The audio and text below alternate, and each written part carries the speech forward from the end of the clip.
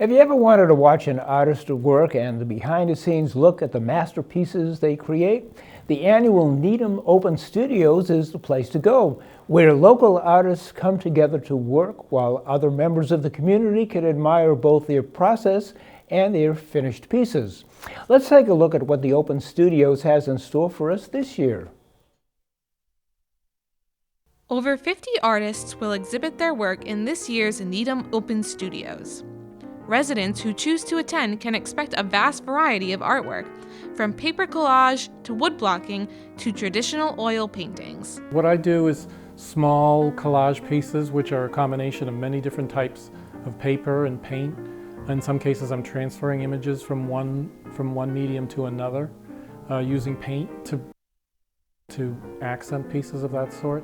And it's a variety of different media that I'm repurposing and reusing. I get a lot of good feedback in terms of what I'm doing, and it's really interesting to find out what pieces resonate with people, which aren't necessarily the ones I would expect. Jo Cataldo is another artist participating this year who has transitioned from landscape paintings in the past to canine portraits. She began with paintings of her own dogs and how she enjoys combining elements from art history. Her unique subject matter is a great way for non-artists to relate to her work. Always when people come in, especially in this town, the dog part of it is very relatable for people, and I find I have great conversations with people. They want to tell me about their dogs. I can talk about that stuff like forever, so it's great for me. I really enjoy it, and I like to hear about all the dogs that people have and their relationship with them. Over and above, trying to make a living doing this, the main thing you want to do is to have people see your work and appreciate it. This year's Open Studios will be on April 30th and May 1st. Demonstrations will be all around town, so those interested can visit the Needham Open Studios website to see a map of all the locations. Open Studios is a great opportunity to meet a lot of people in the community, and given that I show with a number of different people, we have a variety of art coming through, so people get to see a wonderful place with a lot of really cool, different types of art.